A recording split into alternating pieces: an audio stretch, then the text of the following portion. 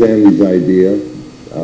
I want him to speak about it first because the artist in this book is Andy. Thanks, Coach. This is a labor of love for me to be involved so closely with the team from beginning to end, to be able to show the story of the Lakers' year and the final resulting championship. I have Phil to thank a million times over, because without his loyalty and trust in me and support throughout, it never would have happened. And I'm very proud of this book. It was a vision that I had from the beginning to do it in black and white. Phil concurred with that. He's a great fan of photography. And we discussed the project throughout the year, and this is the result. Yes, there was a process that I wasn't sure I was going to be able to do, given the immense import that the last year's season had on me, not knowing whether I'd come back or not.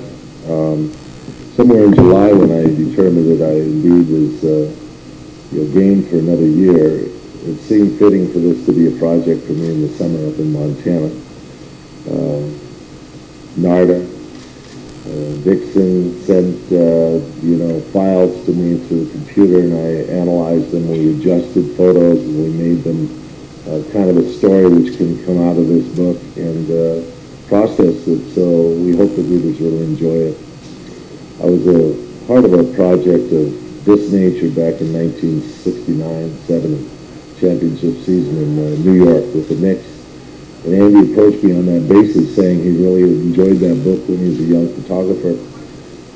George Kolinsky was the photographer. Of course, I have like 5 photographs in the book myself. I was an amateur photographer at the time, and sidelined with recovering from spinal fusion that season.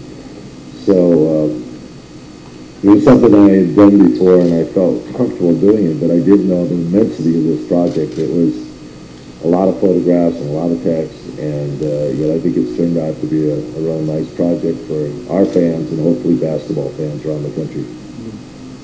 Coach, a lot of people are just finding out about your fascination with photography. It seems like you had a lot of fun with this particular project, but you also are able to put in a little bit of sarcasm, like you like to do from time to time. What were your favorite pictures in this book? Well, I think there's pictures that were behind the scenes.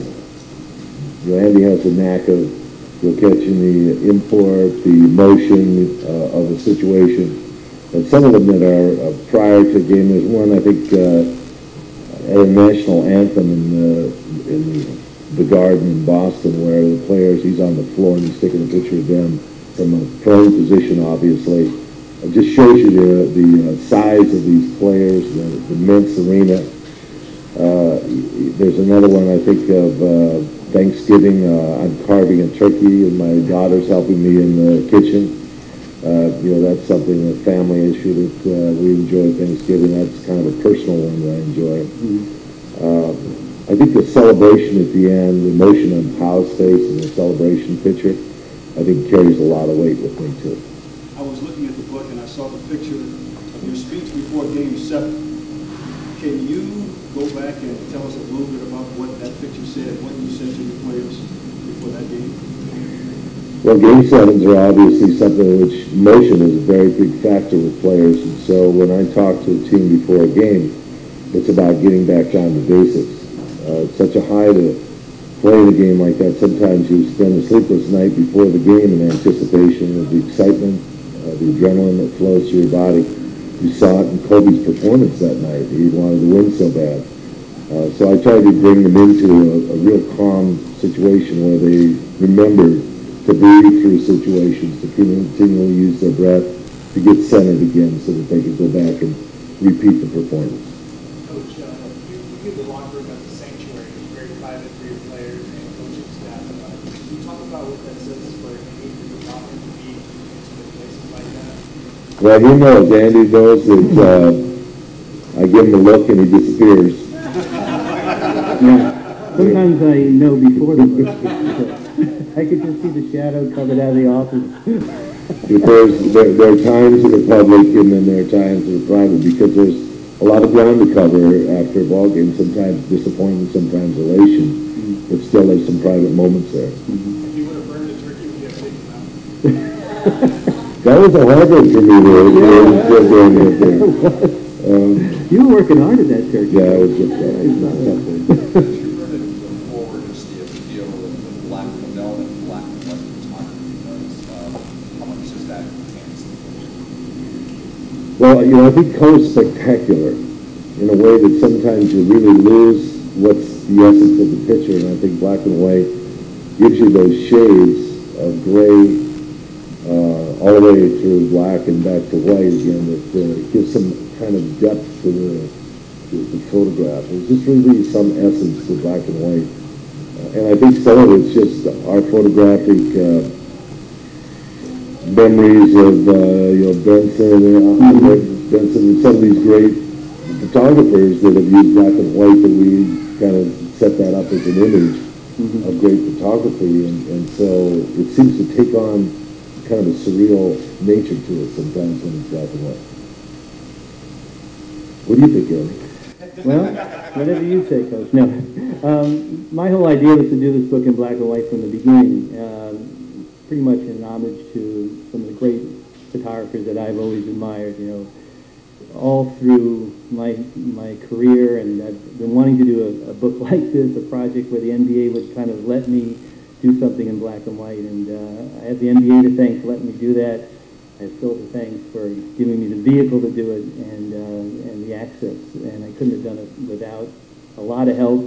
But the black and white itself, it lends itself to just the subject matter. You take the color out of it, and it's just it's the image and what you're trying to convey.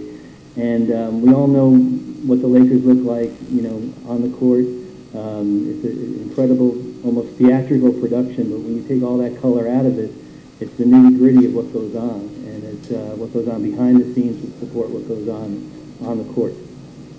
Coach, there's this saying that pictures do tell stories. And Andy was talking about how surprised he was that you wanted to write all these captions. Did you find it relatively easy to do this? Some I had to track. I had to track some of the memories, and when we got back to dating some of the photography so that I knew exactly where it was, I had no problem at all. The images spoke for themselves.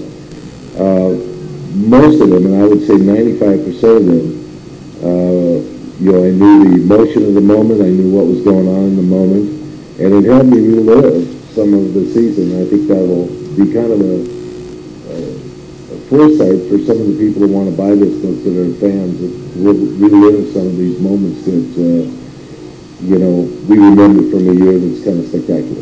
So in a way, you led us into your world just a little bit, to see a little bit more of Phil Jackson besides the coach. There's the chef, there's the photographer. You let us in just a little bit. Yes. Coach, you described the experience or championship a lot of times as a journey, and it's titled Right. in the book. When you went through photos, just training camp to the parade and writing all the captains, how does this journey self-reveal? Well, it's a process that, I've always compared it to a school year. It's like you start out in September, and, you finish up in June if you've really been successful. And it's an ongoing thing that, literally these guys commit, 200 and some days. It could be, 180, it could be 260 or something like that, or 240 or whatever the days are that go into that entire season, that they, have to give their life to it. And, I'm in charge of saying what time the day begins and, what we're going to do and how many meetings we're going to have and what kind of a practice and what the depth is. So it's a process that, for me, I've had a great fortune of being able to look at seasons as something in the long haul. And that it's going to be an 8-month or 7.5-month project. But in reality, you still have to give input to, this opening game or this game next week or this preseason game or whatever. So looking at those pictures brought back the memories of Christmas game against Cleveland, and those fingers that went down on the court, those things that I thought were, really memorable features of games like that, and I think that's the fun of it. Yeah, Andy, do you have a particular moment when you photographed that person? Big moment. Well, there was some great buzzer beaters, as we know. I think Ron Artest's putback of Kobe's shot in the Phoenix series, right? Yes. Was an unbelievable moment. I mean, just to see it happen, and then, of course, I ran on the court, and then all the jubilation that was going on, and being able to get a couple of shots at that was amazing. And, this is a very tight-knit group of players. I mean, I was around them, for 8 solid months. I didn't see any conflict. I didn't see any personalities clashing. And these guys are on a mission, and they accomplished it. And, there was some unbelievable moments. I mean, Derek Fisher's shot in Game 5, was it? Yeah, that run at the end. That was unbelievable. He got crushed by those 3 Celtics. Game 3, actually. Game 3, right. And he got crushed by the 3 Celtics, and, of course, they all landed on me. Which, if you see the replay, you'll see that. But I was able to bag a remote picture, which the camera was way up in the rafters somewhere. And then his emotion, when he first came into the locker room, he just let it all out, and his teammates were there for him. So, those are the moments that were special. Is there a particular photograph that you like? Pretty great. No, but I'll tell you what I dislike. And that's when I'm out with champagne and standing freezing, with my eyes burning, but yet in the joy of what's happened, that's a real... the photo's not very fun. But how many times you've had to do that? I mean, it gets old after a while. Well, no. Yeah. How did this compare to the Kalinsky experience? Well, that experience was something that I used as a motivation to stay attached to basketball and stay involved. Even though Red Holtzman was the coach and was keeping me involved, and at the time I was also doing some color commentary with Bob Wolf, and it was just kind of a hobby. And George kept saying, I think there's some really great pictures here, and I said, let's go down Madison Avenue and we'll try and sell a book. And we walked into Houghton Mifflin, and I approached the guy and said, we got some great photos, and we have a book we think is going to be a great picture book, and they bought it. Yeah. And it was, so that experience was kind of remarkable, in the fact that it wasn't pre-thought, it was kind of spontaneous, and yet I think I was like a 23-year-old graduate student at the time in the summer trying to put those captions together, so it was pretty different than the text and captions I did in this one. Coach, did this project whet your appetite to do more? More what? I've given up photography, basically. Now that it's become digital, I'm really not that much of a photographer, and I don't know, maybe it's being able to delete pictures kind of makes it not as much fun. I also had a dark room at one time, so I think there was a whole chemical thing that went on. But, I think there's probably another book. I doubt if it's going to be a photography book.